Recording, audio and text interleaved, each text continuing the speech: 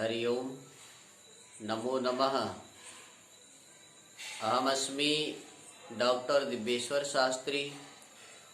संस्कृत प्रशिक्षण कार्यक्रमे दिव्यवाणी संस्कृत चैनल माध्यमेन भवतां सर्वेषां हार्दिकं सुस्वागतम् अभिनंदनं वंदनम्। धन्यवादाः।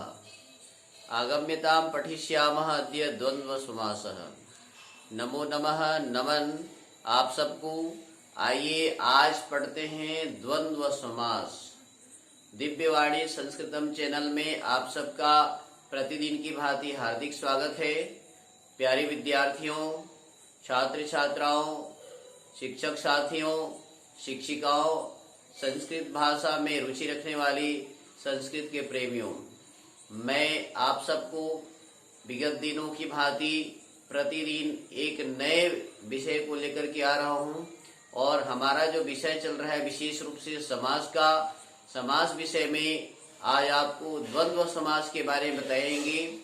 द्वंद्व समास के बारे में बताने जा रहा हूं जो कि बहुत ही महत्वपूर्ण समास है। इस समास का उपयोग बहुत से शास्त्रों में, बहुत से महाकाव्यों में, प्रत्येक प्रतियोगी परीक्षाओं में 9वीं, 10वीं, 11वीं, 12वीं, MA, BA, UGC, net, set, JRF तथा अन्य संस्कृत से संबंधित प्रतियोगी परीक्षाओं में, सहायक प्राध्यापक परीक्षाओं में, सभी परीक्षाओं में ये समास बहुत ही उपयोगी है।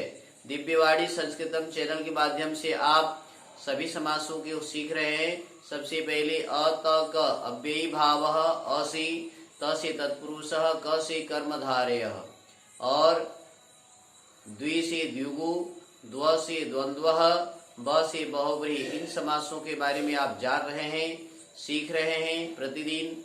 आइए आज मैं आपको ले चलता हूं द्वंद्व समास की विशेषताएं, द्वंद्व समास का पाठ, द्वंद्व समास की बारीकियों को बहुत ही सरल, संक्षिप्त और सुगम ढंग से। ऐसा पाठ, ऐसा समास, ऐसा पढ़ाई आपको शीघ्र में समझ में आ जाएगा।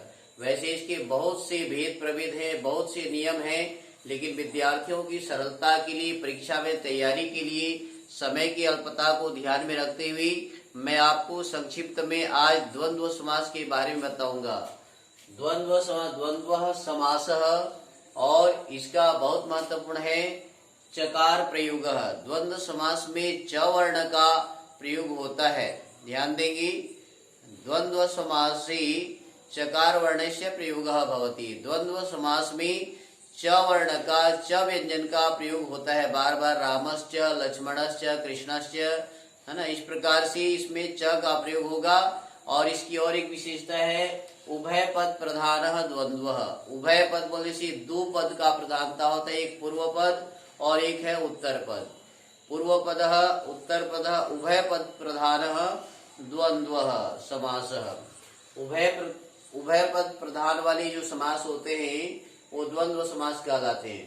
द्वंद्व समास के लिए महर्षि पाणिनि जी अपने महान ग्रंथ अष्टाध्यायी में एक सूत्र की रचना किया है। इसमें लिखा हुआ है चार्थी द्वंद्वः। च अर्थ में द्वंद्व समास होता है। द्वंद्व समास में च का प्रयोग होता है। जैसे उदाहरण में आपको बताने जा रहा हूं, रामश्च लक्ष्मणश्च राम लक्ष्मणो। ध्यान दीजिए, रामश्च लक्ष्मणश्च राम लक्ष्मणो, इसमें दोनों राम और लक्ष्मण दोनों पदों की प्रधानता है। तो उभय पद, पूर्व पद और उत्तर पद, दोनों पदों की प्रधानता होने पर कहा जाता है उभय पद प्रधानो द्वंद्वः। उभय पद प्रधानः द्वंद्वः। याद हो रहा होगा आपको। बहुत ही संक्षिप्त और शीघ्रता से मैं आपको बता रहा हूँ। आइए दूसरा उदाहरण लेते हैं। पिता च पुत्रश्च पिता पुत्रो। पिता च पुत्रश्च पिता पुत्रो, यहाँ पर भी द्वंद्व समास है। द्वंद्व समास की कई भेद हैं। समाहार द्वंद्व, इतरेतर द्वंद्व, एक शेष द्वंद्व। इसके बारे में सारे नियमों को न बताते हुए आप इनको समझें। विग्रह वाक्य पहले पिता च पुत्रश्च पिता पुत्रो। इस प्रकार से अहिश्च नकुलश्च अहि नकुलो। ध्यान दें, अहिश्च नकुलश्च अहि नकुलो। माता च पिता च पितरो। यहाँ पर जहाँ पर पुल्लिंग और स्त्रीलिंग स्त्रीलिंगवाची शब्द का प्रयोग होगा तो पुल्लिंग वाला शब्द जो है पहले आ जाता है। देख रहे हैं, माता च पिता च पितरो, यहाँ पर मातरो ना करके पितरो।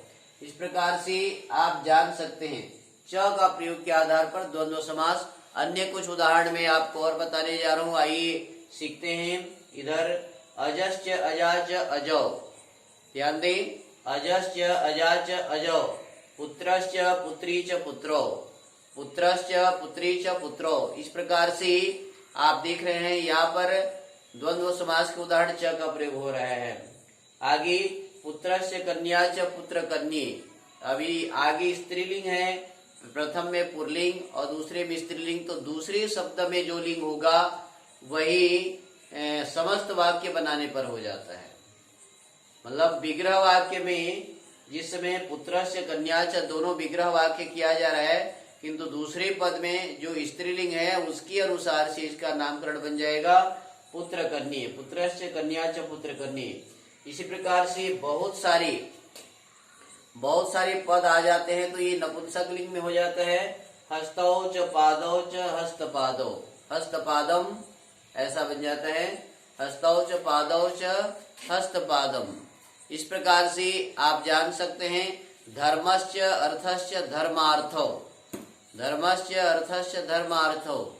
और बहुत सारे समाहार होंगे, धर्म अर्थ काम मोक्षाः, है ना, धर्मश्च अर्थश्च कामश्च मोक्षश्च धर्म अर्थ काम मोक्षाः। इस प्रकार से बहुत से पदों का प्रयोग होते हुए द्वंद्व समास बनता है। और एक उदाहरण में आपको लेके चलता हूँ, हेमंत हेमंतश्च शिशिरश्च, है ना, हेमंतश्च शिशिरश्च हेमंत शिशिरौ। इस प्रकार से आप जान सकते हैं ये बहुत ही सुंदर सुंदर आपको जो है द्वंद्व समास के उदाहरण और कुछ उदाहरण यहाँ पर मैं आपको बताने जा रहा हूँ, जिसके आधार पर आप द्वंद्व समास को बहुत बढ़िया से जान सकते हैं। एक है यहाँ पर कक्षा 10वीं में प्रयुक्त हुआ है, उसको भी आप जान सकते हैं, पढ़ सकते हैं, समझ सकते हैं। जैसे कि बताया, अजश्च अजाच अजौ, बालिका च बालश्च, बालिका च बालश्च बालको, बालकश्च बालकश्च बालकश्च बालकाः, गौश्च व्याघ्रश्च गौ व्याघ्रम। यहाँ पर नपुंसक लिंग में भी प्रयोग हुआ है। अहिश्च नकुलश्च अहि नकुलम, अहिश्च नकुलश्च अहि नकुलम। यहाँ पर कुछ नियम विशेष दिए हैं जिसके आधार पर हम जो है ना कर सकते हैं। जैसे हरिश्च हरश्च हरिहरो, हरिश्च हरश्च हरिहरो।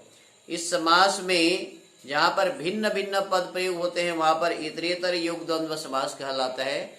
भिन्न भिन्न पदों का प्रयोग होने से इतरेतर योग द्वंद्व समास भी कह सकते हैं। और यहाँ इसका उदाहरण दे रखा है, जैसे हरिश्च हरश्च हरिहरो। उसी भांति जहाँ बहुत सी पदों का समाहार होता है, बहुत सारे पद एक साथ मिल जाते हैं, तो वहां पर एक वचनांत नपुंसकलिंग हो जाता है, एक वचन में नपुंसकलिंग हो जाएगा। उदाहरण बताया था मैंने, हस्तौ च पादौ च हस्तपादम। यहाँ पर बहुत सारे पद हैं, हस्तौ पादौ, यहाँ पर हस्तपादम। आपको बताने जा रहे हैं कि यहाँ पर नपुंसकलिंग हो जाता है। एक विभक्ति वाले समान रूप वाले, दोनों में एक विभक्ति हो और समान रूप हो, दो पद हो, तो वहां पर एक शेष द्वंद्व हो जाता है। जैसे रामश्च रामश्च, दोनों में एक ही विभक्ति है, रामो बन जाता है। और स्त्रीवाची पद में जैसे बताया, माता च पिता च, स्त्रीवाची शब्द पहले आता है तो जो है वह पुल्लिंगवाची के साथ में जुड़ जाता है। स्त्री च, माता च, पिता च पितरो। आप देख रहे हैं यहाँ पर पिता शब्द पुल्लिंग है, पितरो बन गया है। तो द्वंद्व समास के बारे में आपने सीखा बहुत ही सरल और संक्षिप्त ढंग से। द्वंद्व समास की बहुत सारी भेद प्रभेद हैं इसके बारे में। और यूजीसी नेट के आधार पर, यूजीसी जो बहुत ही जबरदस्त उच्च शिक्षा विभाग का जो परीक्षा है, उसके आधार पर द्वंद्व समास के बहुत सारे उदाहरण दे रखे हैं। अर्थश्च धर्मोच, अर्थश्च धर्मश्च अर्थ धर्मो, उन्होंने ये दे दिया है।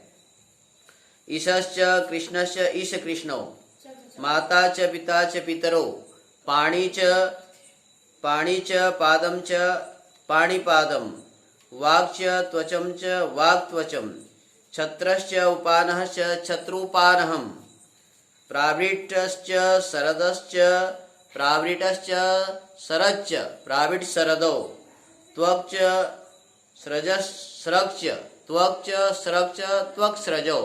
इस प्रकार से आपने द्वंद्व समास की उदाहरण को जाना और सीखा। तो द्वंद्व समास की विशेषता है चार्थी द्वंद्व। हाँ जी, च अर्थ में द्वंद्व समास, चार्थी द्वंद्व, और द्वंद्व समास में उभय पद की प्रधानता। द्वंद्व समास में दो की जोड़ा, द्वंद्व का अर्थ है दो की जोड़ा, इसको द्वंद्व समास कहलाता है ना। उसके श्लोक मैंने आपको पहले भी समास के श्लोकों में बताया था, है ना। द्वंद्वस्य मद्गृहे नित्यम अव्ययी भावः, इस प्रकार तत्पुरुषः कर्मधारयः येनाहं स्याम बहुव्रीहि, तत्पुरुषस्य दिगुश्च। इस प्रकार से आपने देखा होगा, श्लोक पढ़ा होगा, सुना होगा समास के बारे में। आज मैं आपको समास को संक्षिप्त रूप में बताने का प्रयास किया। द्वंद्व समास में च का प्रयोग होता है और द्वंद्व समास में उभय पद की प्रधानता होती है। द्वंद्व समास में दो दो की जोड़े होते हैं, ये इसकी विशेषता है। आप दिव्यवाणी संस्कृतम से जुड़े रहिए, बार बार इसको सुनिए, देखिए, पढ़िए। प्यारे विद्यार्थियों, शिक्षक साथियों, आपको समास बिल्कुल कठिन नहीं लगेगा। समास के माध्यम से आप बहुत बढ़िया सीख सकते हैं संस्कृत को। समास के प्रयोग के आधार पर नए नए शब्दों का रचना कर सकते हैं, शब्दों का नया अर्थ बना सकते हैं, और महर्षि पाणिनि जी के जो महान ग्रंथ अष्टाध्यायी है उसको सीख सकते हैं भी, जान सकते हैं भी। जैसे आज एक नया प्रयोग बताया, चार्थी द्वंद्व। देखिए कितना सरल सूत्र बनाया है उन्होंने। च अर्थ में द्वंद्व समास होता है। इस प्रकार से आज आप दिव्यवाणी संस्कृतम चैनल माध्यम से आपने सीखा द्वंद्व समास। लगातार आप जुड़े रहिए।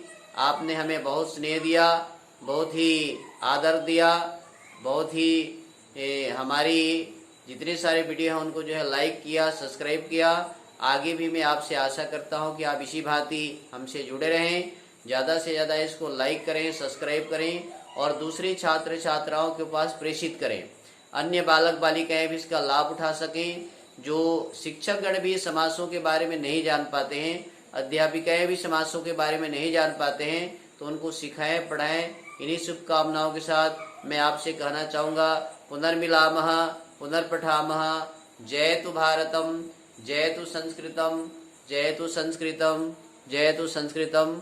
नमो नमः। धन्यवादः।